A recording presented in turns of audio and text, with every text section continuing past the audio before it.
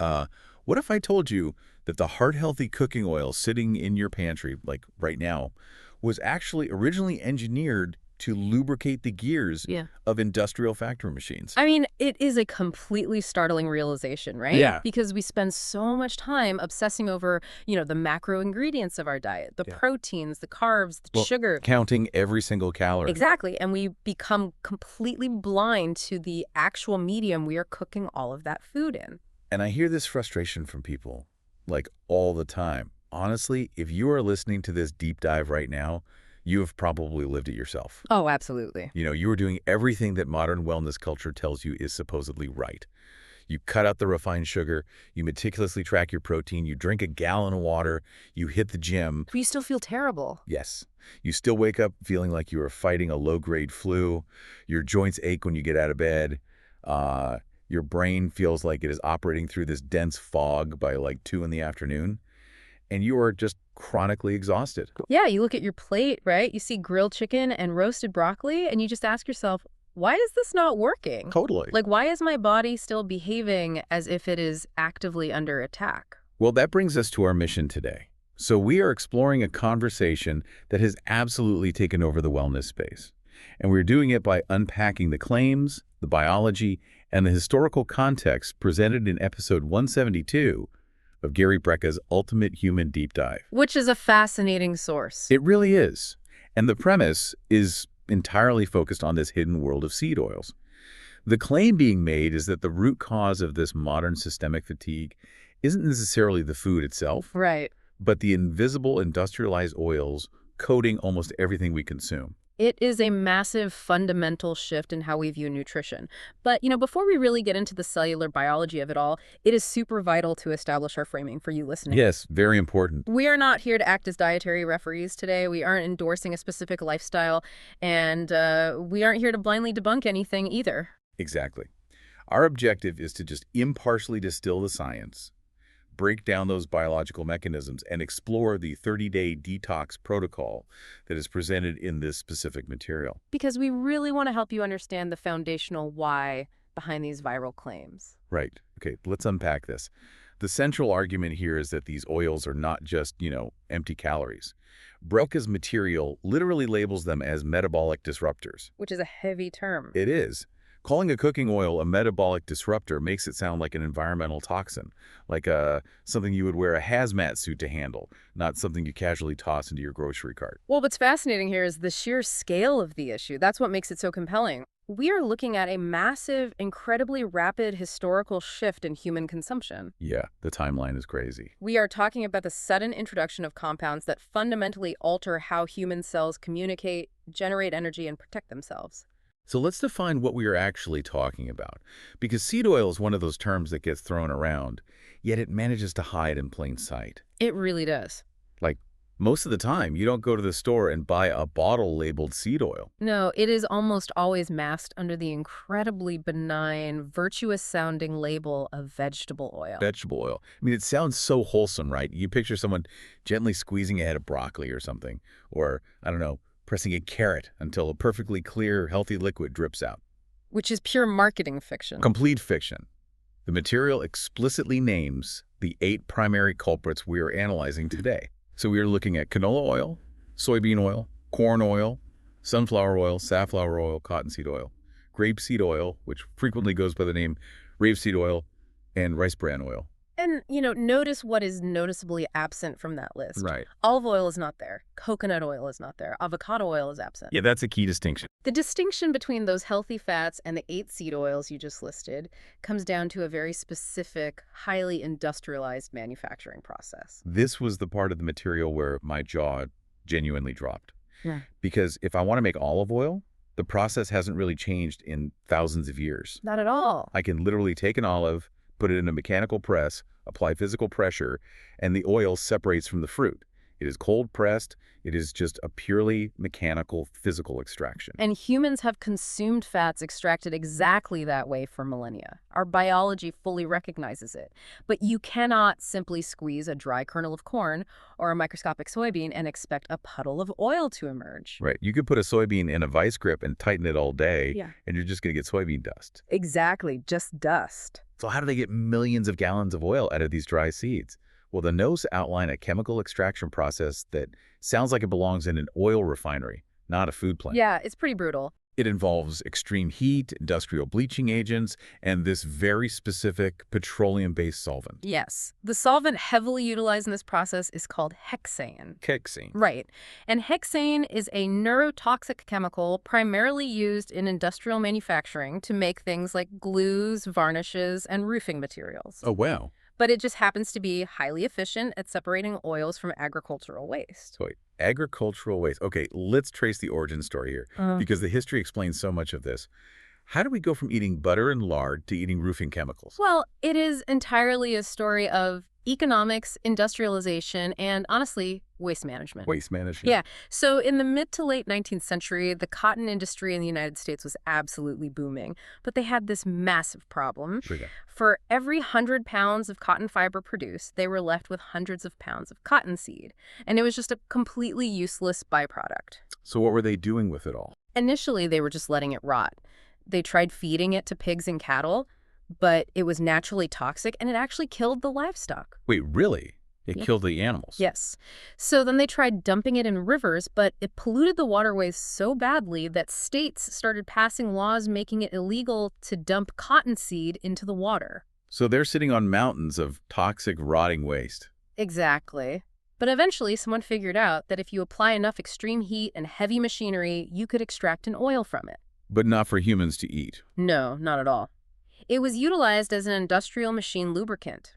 It was used to grease the gears of the cotton gins and all the factory equipment. Okay, that makes sense for the time. But as the extraction technology improved, specifically the ability to chemically deodorize the oil so it didn't smell like rancid waste, and to bleach it so it looked visually clear, the companies realized something. What's that? They realized they could solidify it through a process called hydrogenation, and suddenly they had a product that looked exactly like lard. And I'm guessing it was infinitely cheaper than raising a pig. Oh, it was pennies on the dollar. Mm-hmm. So in the early 1900s, this solidified, bleached machine lubricant was packaged, heavily marketed to housewives as a cheaper, cleaner, more modern alternative to animal fats, and just introduced right into the human food supply. It is staggering.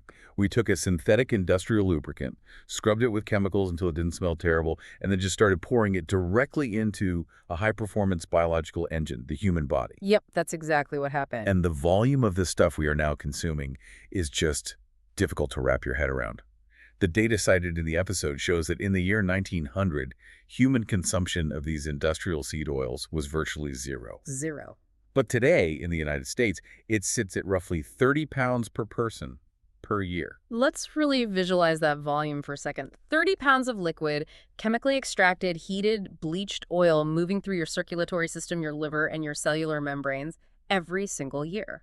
It's disgusting to think about.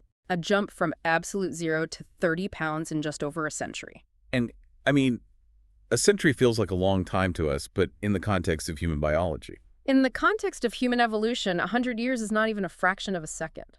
Right. Our biological hardware, like our digestive enzymes, our cellular structures, our liver detoxification pathways, they evolved over hundreds of thousands of years. Slowly adapting. Yes, they adapted to process naturally occurring fats from animal sources, nuts and cold-pressed fruits. We have the internal machinery for that. But not for this new stuff. No. We do not possess the evolutionary hardware to process massive, unending quantities of heat-extracted, hexene-treated linoleic acid. The material calls this a metabolic experiment, and that framing makes total sense now. We didn't gradually adapt to a new food source. Not at all. We just abruptly flooded our biology with a novel industrial chemical and essentially crossed our fingers. Wow. But this raises a really glaring question. Okay, what is it? If these oils are basically bleached machine lubricants with zero evolutionary precedent, how on earth did they get a health halo? Like, I remember growing up, and the prevailing wisdom was that butter would stop your heart, but margarine and vegetable oil were the responsible, healthy choices. Right. Well, the health halo was the result of early, highly compartmentalized nutritional science colliding with massive marketing budgets. Ah, marketing, of course. The narrative was really built on two distinct pillars. First, seed oils are very low in saturated fat. Second, they are primarily composed of omega-6 fatty acids. I understand the saturated fat piece because for decades, the entire medical establishment preached that saturated fat clogs your arteries like grease down a kitchen sink. So we all needed to switch to unsaturated fats. Exactly. And the term omega-6 just sounds medicinal. Like it sounds like something I should be buying in a little amber glass bottle at the health food store. It sounds incredibly beneficial. However, the biochemical reality, which is heavily supported by the Cleveland Clinic data referenced in the material, paints a much more concerning picture when these specific fats are consumed in modern industrial volumes. Okay. The specific category of fat we are dealing with here is called an omega-6 polyunsaturated fatty acid, frequently abbreviated as PUFA. PUFA. Okay, I've heard that out. And the primary culprit, the dominant molecule within these seed oils, is something called linoleic acid.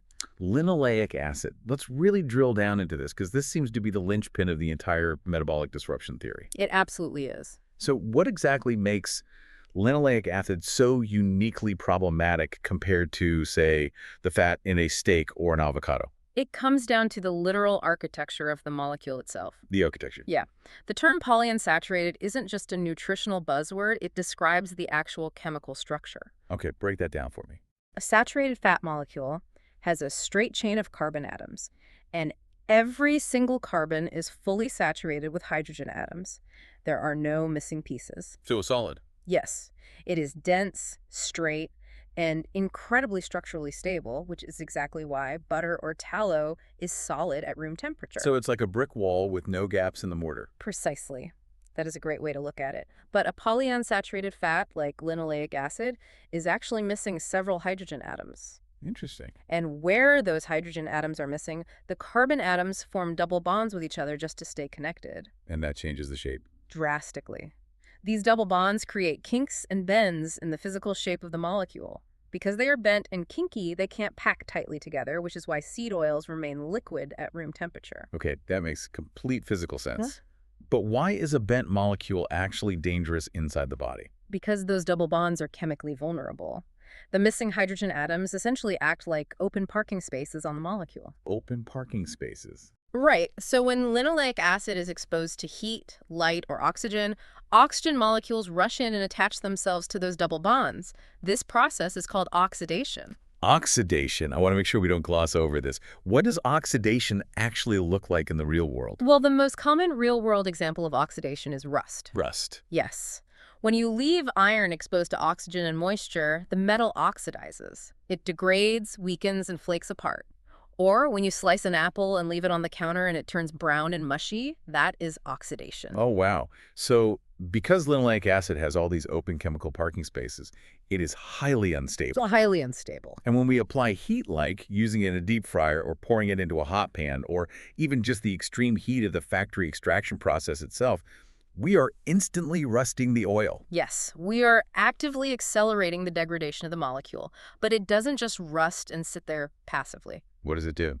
When linoleic acid oxidizes, the molecule literally fractures. It breaks apart into entirely new, highly reactive secondary compounds, and the material refers to these as toxic byproducts. The notes actually highlight 3 specific toxic byproducts that form when linoleic acid fractures, citing that Cleveland Clinic data. Yes, these are critical to understand. The first one is 4-HNE.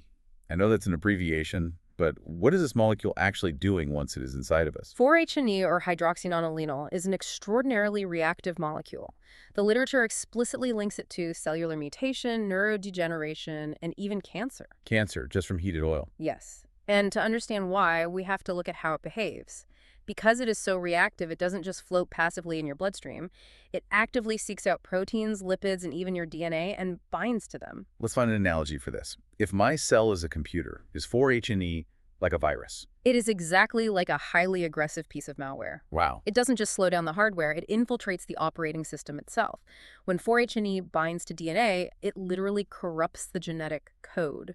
So the cell gets confused. Right. The cell can no longer read its own instructions properly, which leads to erratic behavior, cellular death, or uncontrolled mutation. And that uncontrolled mutation is the foundational mechanism of cancer. That is deeply unsettling. Okay, the second byproduct the material names is acrolein. Yes, acrolein. It operates somewhat differently, but it is equally destructive. It is a viciously pro-inflammatory compound, and its primary target in the human body is the endothelial cells. Endothelial cells. Okay, for anyone whose high school biology is maybe a bit rusty, what is the endothelium? Sure. Imagine your entire cardiovascular system, every artery, every vein, every tiny capillary, as a complex network of plumbing pipes. Okay, plumbing pipes. The endothelium is the ultra-thin microscopic inner lining of those pipes. It is essentially the biological Teflon coating that keeps your blood flowing smoothly and prevents clots from sticking to the walls. So if my blood vessels are a water slide, the endothelium is the smooth plastic that lets you glide down. I love that visual, yes. So what does acrolein do to the water slide? Acrolein acts like liquid sandpaper. Ouch. Yeah. As it circulates through your bloodstream, it aggressively damages and strips away that delicate Teflon coating. And I imagine the body doesn't just ignore a damaged blood vessel, right? Not at all. It responds with a massive emergency repair protocol, which involves localized inflammation. The immune system rushes white blood cells and cholesterol to the site of the damage to patch the micro tears in the lining. Wait, did you just say it patches the damage with cholesterol? Yes, I did. Cholesterol is actually the spackle the body uses to repair damaged endothelium. But cholesterol is the bad guy. That's the old narrative. Yeah. But over time, if you have a constant stream of acrolein scratching up the pipes, you end up with a constant buildup of this inflammatory spackle. And that buildup. That buildup is exactly what we call arterial plaque. Oh my God. So the horrific irony here is that we swapped out saturated fats for seed oils because we were told seed oils were heart healthy and wouldn't clog our arteries. But the unstable seed oil oxidizes into acrolein, which damages the artery wall, which is the exact mechanism that causes the plaque buildup in the first place. If we connect this to the bigger picture, it is a staggering contradiction in the historical nutritional narrative. The very intervention designed to protect the cardiovascular system is actively providing the sandpaper that damages it. That is incredible. And then there is the third byproduct mentioned, ALEs, advanced lipid peroxidation end products. Yes, ALEs. They are particularly insidious because they bypass the cardiovascular system entirely and strike directly at the core of cellular energy. Where do they go? They specifically target and impair your mitochondria. They essentially suffocate the cell's ability to breathe and produce power. We are going to dig really deeply into the mitochondria in just a minute because the material gives that an entire section. But I want to summarize this cascade first. Wait for it. So we take an unstable fat, linoleic acid, which is full of chemical parking spaces. Right. We heat it up, it oxidizes, and it shatters into 4-HNE, acrolein, and ALEs. And the premise here is that this biological rust is the common denominator behind nearly every modern chronic disease. Exactly. Insulin resistance, systemic inflammation, hormonal dysregulation, cognitive decline. None of these are isolated diseases happening by random chance. They are connected. They are all downstream symptoms of the same fundamental cellular disruption. So we have established the history, and we've mapped out the terrifying biochemistry of oxidation. Now, the material transitions into examining what actually happens when this biological rust gets into the specific gears of your body. This is where it gets very practical. It breaks this down system by system, detailing the damage, but more importantly, analyzing the biological changes that occur during a 30-day detox when you stop consuming these oils. Let's start with system 1, inflammation and joint pain. Right. And this is frequently the very first tangible physical shift people experience when they eliminate seed oils. Really, the very first. Yes. The material explains that a diet high in linoleic acid effectively traps the body in a state of chronic, low-grade systemic inflammation. But why? Like, I get that acrolein damages the blood vessels, but why do my knees ache? Well, because of a secondary biological pathway. When you consume high amounts of linoleic acid, your body metabolizes a portion of it into a completely different molecule called arachidonic acid. Arachidonic acid. Okay. Yes, and arachidonic acid is a direct precursor to pro-inflammatory signaling molecules. Primarily, these are compounds known as prostaglandins and leukotrienes. Wait, I recognize the word prostaglandin. Isn't that what pain relievers like Advil target? Exactly. Uh, NSAIDs, non-steroidal anti-inflammatory drugs like ibuprofen, they work specifically by blocking the enzymes that convert arachidonic acid into prostaglandins. Oh, wow. So when we eat massive amounts of seed oil, we are essentially stockpiling the raw materials that cause pain and swelling in the first place. Yes. We are handing our immune system an infinite supply of ammunition to fire off inflammatory alarms. We are fueling the exact pathway that pharmaceutical drugs are designed to suppress. And the material cites a fascinating 2020 study published in the journal Nutrients to illustrate how deeply we have disrupted this system. What did the study look at? It looks at the historical ratio of omega-6 fatty acids to omega-3 fatty acids in the human diet. Right, because omega-3s are the ones we get from salmon and flaxseed, which are famously anti-inflammatory. Correct. Evolutionarily, humans consumed a diet with roughly a 1-to-1 ratio of omega-6 to omega-3. 1-to-1, nice and balanced. Exactly. They act as a biological thermostat. Omega-6 drives acute inflammation, which you absolutely need if you get a cut or contract a virus to fight off the infection. Right, inflammation isn't always bad. No, it's a vital immune response. But then omega-3 comes in and resolves the inflammation once the threat is neutralized. They kept each other in perfect balance. But if we went from 0 to 30 pounds of purely omega-6 seed oils every single year, that ratio has to be completely obliterated. It is. The modern Western diet frequently operates at a ratio of 20-to-1 or even 30-to-1 in favor of omega-6. 30-to-1? That is insane. The nutrient study confirms that this massive overload creates a severe, unresolvable imbalance. The thermostat is broken. So the heat is just blasted all the time. Exactly. The body is perpetually stuck in crisis mode, interpreting the massive influx of omega-6 as a signal that the body is under constant attack. But the material presents a silver lining here. It claims that when you eliminate seed oils, the acute inflammatory markers begin to plummet within just a matter of weeks.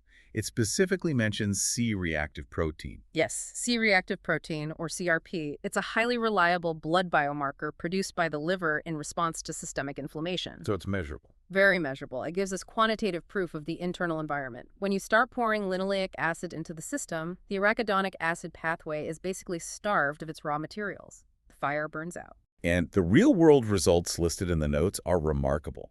People report significant relief from chronic joint pain, massive reductions in abdominal bloating, and even the remission of inflammatory conditions like rosacea, psoriasis, and migraines. It's life-changing for some people. And they achieve this just by changing their cooking oil. Because you are finally allowing the omega-3s in your diet to do their job without being overwhelmed by an avalanche of omega-6. You restore the biological thermostat. Which provides a perfect lens to examine system 2, the skin. We just mentioned rosacea and psoriasis, but the material claims that eliminating seed oils allows the skin to genuinely heal from the inside out. Yes, the inside out. Now, the beauty industry trains us to think of skincare as entirely topical, right?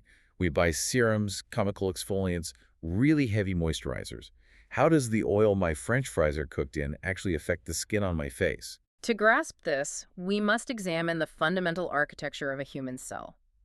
Every single cell in your body, including the billions of skin cells forming your epidermis, is encased in a protective barrier called the phospholipid bilayer. The phospholipid bilayer. That sounds like a textbook term. Yes, but it is quite literally a microscopic membrane constructed almost entirely out of dietary fats.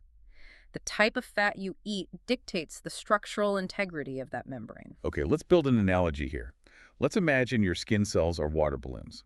The water inside is the vital cellular fluid, and the rubber of the balloon itself is that phospholipid bilayer, the fat membrane. I really like that visual. Your body is essentially a construction site. It has to manufacture millions of new water balloons every day to replace dying skin cells. Right. But it can only build those balloons using the raw materials you provide on your plate. So if I eat good fats, If your diet is rich in dense, structurally stable fats, like the saturated fats in butter or the stable monounsaturated fats in olive oil, your body builds strong, resilient, waterproof balloons.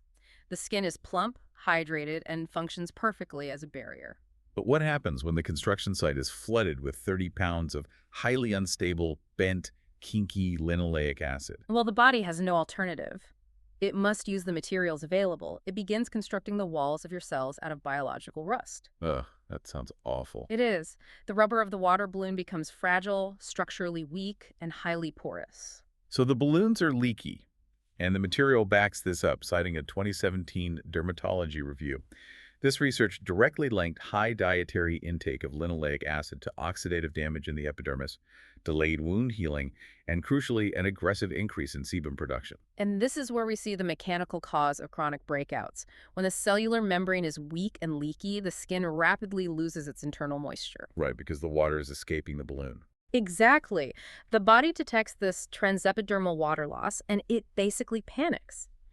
It attempts to stop the dehydration the only way it knows how, by signaling the sebaceous glands to drastically overproduce sebum, which is the thick oil on your face, to try and seal the leaks. So you end up with skin that is simultaneously desperately dry at a cellular level, yet incredibly greasy and broken out on the surface. Exactly. You are caught in a destructive cycle that no topical face wash can fix because the structural foundation of the skin itself is compromised.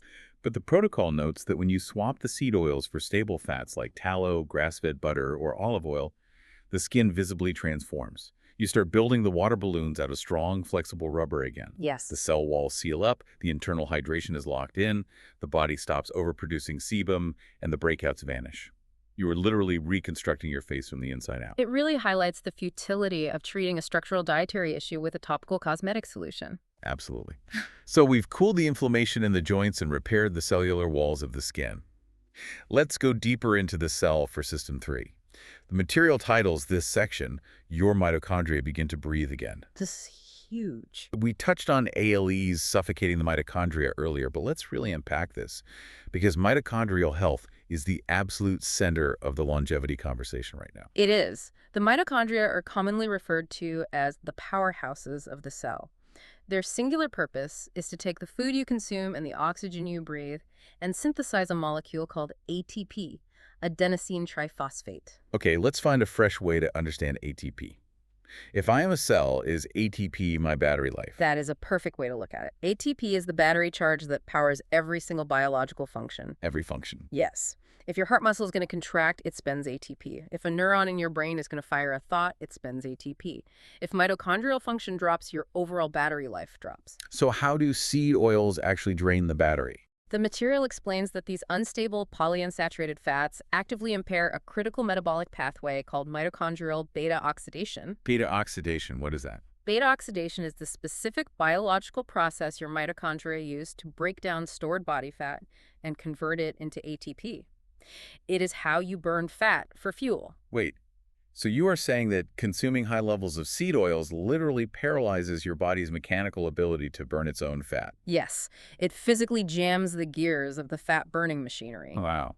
The material cites a landmark study from the Journal of Lipid Research, which demonstrated that a cellular overload of omega-6 fatty acids dramatically inhibits mitochondrial efficiency. The engine becomes sluggish. And when an engine runs poorly, it doesn't just produce less power, right? It starts smoking. Precisely. As the mitochondria struggle to process these oxidized fats, they begin to emit massive amounts of metabolic pollution. In cellular biology, we call this pollution ROS, or reactive oxygen species. Reactive oxygen species, so this is the exhaust smoke. It is highly toxic exhaust. This ROS floods the interior of the cell, causing massive internal oxidative stress. So it's a double whammy. Exactly. So you have a dual crisis. Your battery life is dropping precipitously because ATP production is stalled, and the engine is simultaneously destroying itself from the inside out with toxic exhaust. This explains the modern epidemic of chronic fatigue so clearly. It's why you can eat a massive 1,000-calorie meal and still feel physically exhausted an hour later. Yes. You are taking in the energy, but your cellular engine is too gummed up with oxidized sludge to actually convert it into usable battery life. Your cells are essentially stuck in permanent low power mode. But the detox protocol reveals a profound shift. What happens? The notes claim that within 30 days of removing seed oils, individuals report a surge in sustained energy and the return of something called metabolic flexibility. Metabolic flexibility, that is the ultimate goal, right? That is the ability of your body to seamlessly transition between burning glucose from the carbohydrates you just ate and effortlessly switching over to burning your own stored body fat when the glucose runs out. Yes. When you have metabolic flexibility, you don't experience the 3.0 p.m. crash. You don't get hangry. When the engine is repaired, it can burn whatever fuel is available cleanly and efficiently. That is incredible. All right, let's look at systems 4 and 5. The material groups, hormones, and the brain, which makes perfect sense because they are deeply interconnected systems reliant on lipids. Very deeply interconnected. If our cell membranes are leaky and our mitochondria are choking on exhaust, how does this systemic failure cascade into our endocrine system and our mental health? Well, hormones are essentially complex chemical messengers that govern everything from your metabolism to your reproductive system. Right. And the body manufactures the vast majority of these crucial hormones, including testosterone, estrogen, and cortisol, using cholesterol and fat as the foundational raw materials. So it's another construction site problem. If you deliver rusted steel to the site, you build a collapsing building. Exactly. If the lipid pool in your body is dominated by highly oxidized, fractured linoleic acid, the hormone production line becomes deeply corrupted. What are the specific effects? The material highlights some very specific endocrine disruptions. It notes that high linoleic acid intake has been shown to alter estrogen metabolism and significantly suppress testosterone production. How does it suppress testosterone? Does it damage the factories that make it? Yes, specifically the Leydig cells in the testes, which are responsible for testosterone synthesis. These cells are highly sensitive to oxidative stress. Back to the ROS exhaust. Exactly. When they are bombarded by the ROS exhaust we just talked about, their ability to synthesize testosterone basically plummets. The notes also mention it affects thyroid conversion. Yes, the thyroid is the master regulator of your basal metabolic rate. The active thyroid hormone, T3, dictates how fast or slow your entire system runs. The oxidative stress from seed oils impairs the liver's ability to convert inactive thyroid hormone into the active T3 form. When T3 drops, everything slows down. You gain weight easily, you feel chronically cold, your hair thins. And compounding all of this is the issue of chronic stress. The material points out that the systemic inflammation caused by seed oils acts as a biological stressor, which drives up cortisol. The HPA axis, the hypothalamus pituitary adrenal axis, interprets chronic inflammation as an ongoing physiological crisis. So it panics. Right. It signals the adrenal glands to pump out cortisol to manage the stress. But when cortisol is chronically elevated, it completely disrupts your circadian rhythm. It destroys your sleep architecture. You end up wired but tired. Yes. But again, the material offers hope.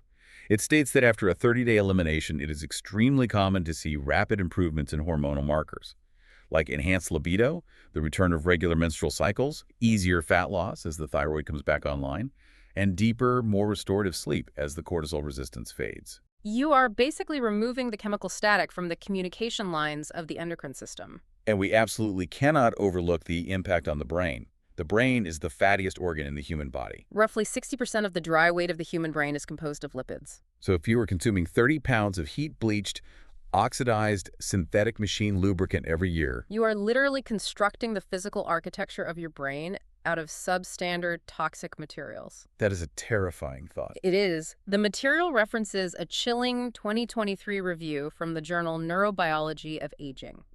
It demonstrates that when neural pathways in the membranes of brain cells like astrocytes and microglia are constructed from oxidized omega-6 fats, cellular communication catastrophically degrades. The study specifically highlights that diets high in linoleic acid were associated with drastically lower levels of a protein called BDNF. BDNF, or brain-derived neurotrophic factor, is arguably the most important molecule for cognitive health. Think of it as high-grade fertilizer for your neurons. Fertilizer, I like that. It is a protein that stimulates the growth of new brain cells, promotes the survival of existing neurons, and encourages the formation of new synapses. So high BDNF means a sharp, adaptable, resilient brain. And low BDNF is heavily correlated with clinical depression, severe brain fog, memory loss, and even the onset of neurodegenerative diseases like Alzheimer's. The study notes that low BDNF leads to impaired synaptic plasticity. Synaptic plasticity is the brain's physical ability to rewire itself. It is how we learn a new skill, form a new memory, or recover from trauma. If plasticity is impaired, the brain becomes rigid. You literally get stuck. But the detox data is staggering here.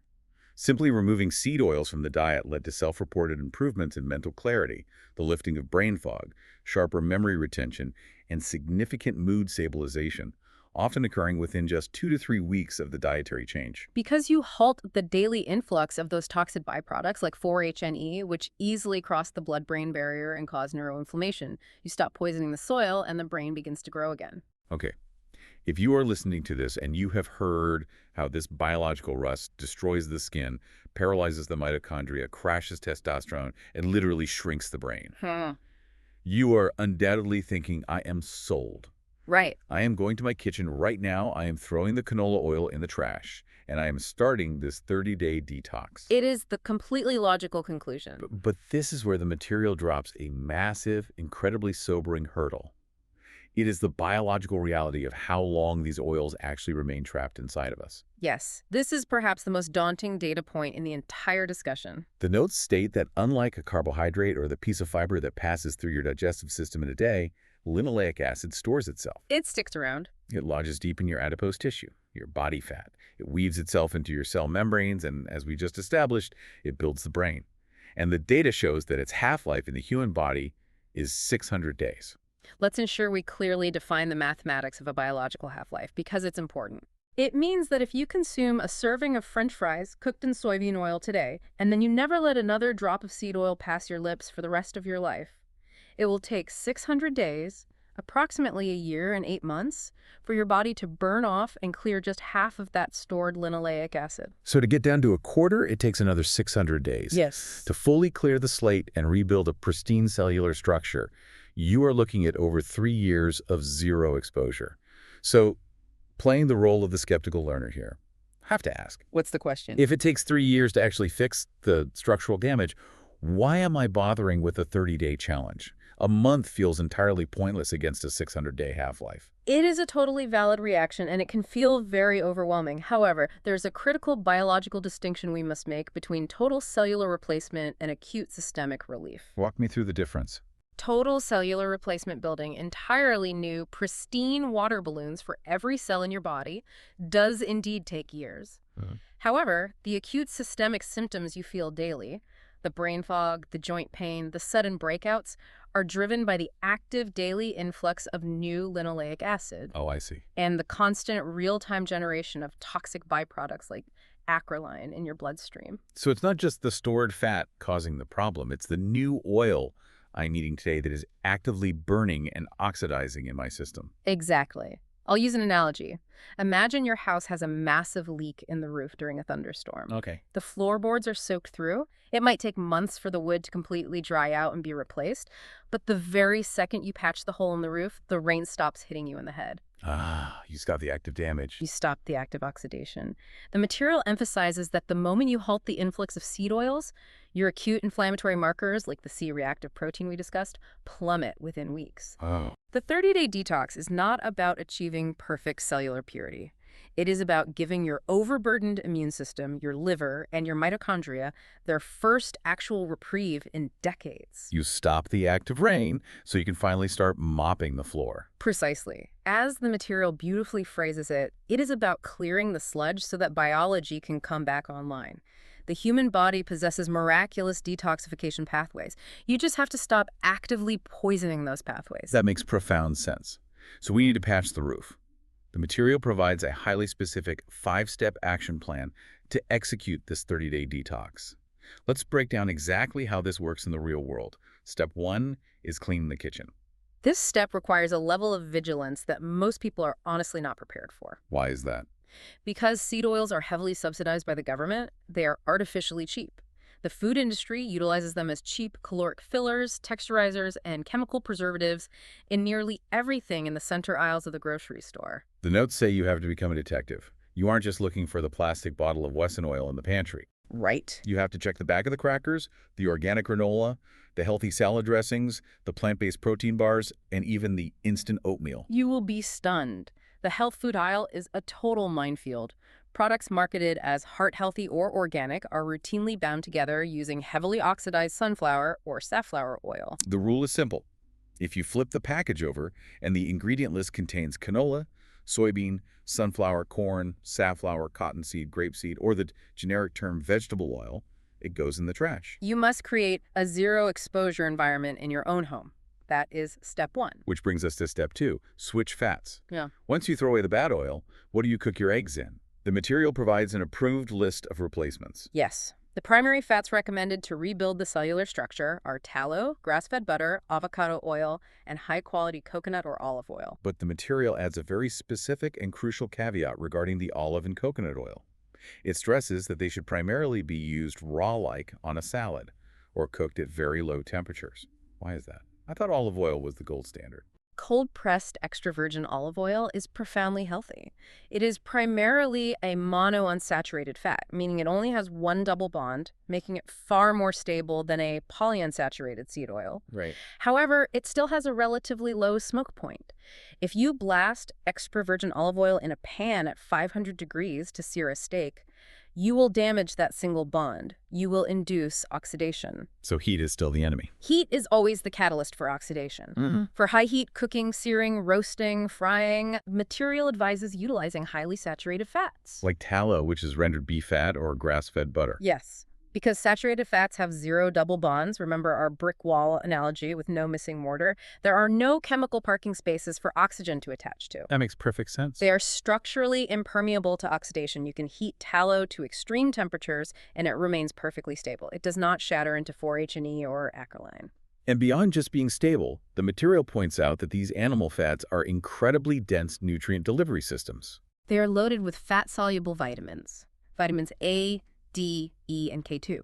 These vitamins are essential for immune function, bone density, and hormonal synthesis. Whereas seed oils do the opposite. Right. Seed oils strip the body of antioxidants as the liver tries to process the toxic byproducts.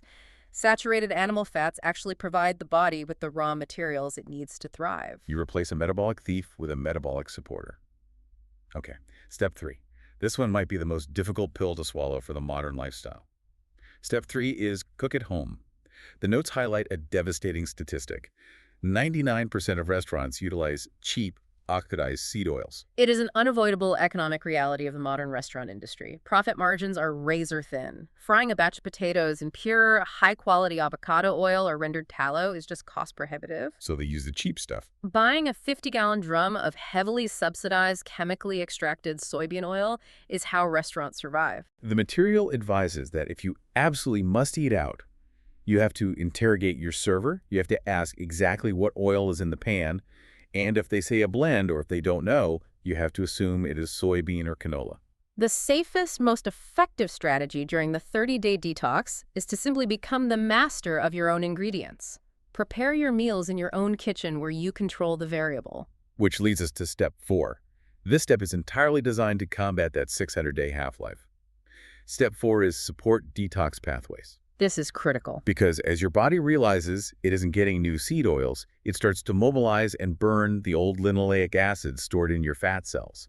And we need to help flush that out safely. Exactly. When an adipose cell releases stored linoleic acid into the bloodstream to be burned by the mitochondria, those toxic byproducts we discussed can briefly circulate. Right, the sludge gets stirred up. Yes. Your biological elimination systems, the liver, the kidneys, the lymphatic system, must be operating at peak efficiency to clear the debris. The notes offer highly actionable protocols for this. The first is hydration, but with a twist.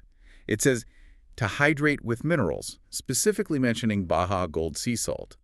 Why not just drink regular tap water? Well, hydration at a cellular level is not merely about the volume of water you consume. It is dictated by electrical conductivity and osmosis. Osmosis. Okay, how does salt help that? Water requires an electrical charge to successfully cross the cell membrane and flush the interior of the cell. Trace minerals like magnesium, potassium, and sodium provide that electrical charge. Oh, I see. High-quality sea salts, like Baja Gold, contain a broad spectrum of these trace minerals. If you drink massive amounts of plain demineralized water, it largely bypasses the cells and simply flushes through your kidneys. Adding trace minerals ensures the water actually enters the cell to mop up the oxidative sludge. That is a brilliant distinction. Next, the material says to eat cruciferous vegetables. Broccoli, cauliflower, arugula, Brussels sprouts. Cruciferous vegetables are incredibly unique. They contain specific sulfur-based compounds like sulforaphane that directly interact with the liver. How so? The liver detoxifies chemicals in 2 phases. Phase 1 breaks a toxin down, and Phase 2 packages it up so it can be safely excreted. Okay. The sulfur in cruciferous vegetables aggressively upregulates the Phase 2 enzymes. It ensures that as the toxic byproducts of linoleic acid hit the liver has the chemical tools to rapidly process and eliminate them without getting overwhelmed. The material also lists 3 over-the-counter supplements to further assist the liver: milk thistle, turmeric, and NAC. NAC, or N-acetylcysteine, is particularly vital. It serves as a direct biological precursor to a molecule called glutathione. Glutathione, I've heard that called the master antioxidant. It is the body's most powerful internal defense mechanism against oxidative stress. Imagine glutathione as a microscopic heavy-duty sponge that circulates through your cells, soaking up the ROS exhaust fumes before they can damage the DNA. So taking NAC helps build more sponges. Exactly. Boosting your glutathione levels with NAC gives your liver a massive structural advantage while detoxing from seed oils. And the final component of step 4 is physical. Sweat daily. The material recommends saunas, hot yoga, or just brisk, intense walking to move the lymph and expel waste. The lymphatic system is fascinating. It is your body's cellular sewage network, responsible for carrying dead cells and metabolic waste away from the tissues. But it has a major anatomical flaw compared to the circulatory system. Doesn't have a heart to pump it. Exactly. The heart relentlessly pumps blood, but the lymphatic vessels rely entirely on physical movement. So how does it move? The physical contraction of your skeletal muscles, like your calves when you walk, literally squeezes the lymphatic vessels, pushing the fluid up against gravity toward the lymph nodes, where macrophages destroy the waste. So if you sit at a desk all day, your sewage system is completely stagnant. Yes. And sweating provides a secondary auxiliary exit route. It allows toxins to bypass the liver and the kidneys entirely, expelling waste directly out through the pores of the skin. We have to get the body moving to push the sludge out. All right, that brings us to the final piece of the protocol, step 5, track and journal. The material strongly encourages keeping a daily log for the 30 days to monitor skin clarity, mood, sleep architecture, digestion, joint pain, and mental focus. The human brain is notoriously poor at remembering chronic pain once the pain is gone. That is so true. If you wake up on day 21 and your knees don't ache, you might simply forget how debilitating the pain was on day 1. You might think, well, maybe it wasn't that bad. Right. We gaslight ourselves. Tracking your symptoms forces you to acknowledge the baseline reality. It provides the necessary psychological reinforcement to maintain the lifestyle change when you possess documented proof of how dramatically your quality of life has improved. The notes conclude with a powerful promise. It says that you will feel the physical changes long before the 30 days are up. It states, this isn't a fad, it's not fear-mongering, this is about removing the most inflammatory ingredient in the modern diet and watching your biology come back online. It shifts the power dynamic completely. It takes the mystery out of chronic illness and empowers the individual to reclaim their cellular health by simply controlling the variables in their own kitchen. Let's reflect on the massive journey we have taken today. We started by dismantling the pristine image of vegetable oil, revealing its true origins as a heat-bleached, chemically extracted industrial machine lubricant. A truly crazy origin story. We dove deep into the molecular architecture, understanding how the unstable double bonds in linoleic acid rust and fracture under heat. We examine the terrifying biological fallout of those toxic byproducts, how 4-HNE acts as a genetic virus, how acrolein strips the Teflon lining of the cardiovascular system, and how ALEs suffocate the mitochondria. We traced the systemic collapse from the arachidonic acid fueling our joint pain, to the weakened phospholipid bilayers causing our skin to leak and break out, to the suppression of our hormones and the destruction of the BDNF fertilizer in our brains. And, crucially, we laid out the mechanical strategy to fight back. Right, the 5-step protocol. We outlined a protocol to stop the active damage and flush the stored toxins out over time by optimizing the liver, hydrating with trace minerals, and relying on stable, evolutionary appropriate fats. It is a complete blueprint for metabolic restoration. And as a quick resource note, the source material mentions that Gary Brecka hosts a free Ultimate Human Detox Challenge. Oh, that's a great resource. It's a community structure designed to help people identify these oils, test their baselines, eliminate the toxins, and retest their markers. If you are looking for a guided way to actually apply this 30-day protocol practically, that is a resource explicitly mentioned in the notes. As we conclude this deep dive, there's one final, larger implication I think we should leave the listener to contemplate. I'd love to hear it. We have spent this entire session meticulously unpacking how a single dietary variable, And industrially synthesized cooking oil could be mass-produced, heavily marketed, and allowed to profoundly alter the fundamental biology of the human race for nearly a century without the public fully grasping the mechanism of the damage. It is genuinely wild to realize how normalized it became. Which raises a profoundly important question for you to consider. If something as ubiquitous and seemingly harmless as the cooking oil in our pantries could act as a silent, global metabolic experiment for 100 years under the guise of being heart healthy, what other entirely normal, seemingly benign conveniences or modern food processing techniques in our daily environment are currently running silent metabolic experiments on our bodies right now? Wow. That is a thought that will absolutely change how you look at the grocery store aisles. It is a powerful reminder that we have to take radical ownership of our own biology. We have to question our inputs, read the actual ingredients, and demand to understand what we are truly using to fuel our cellular engines. Thank you for joining us on this deep dive into the hidden world of seed oils. Keep questioning, keep learning, and we will catch you on the next one.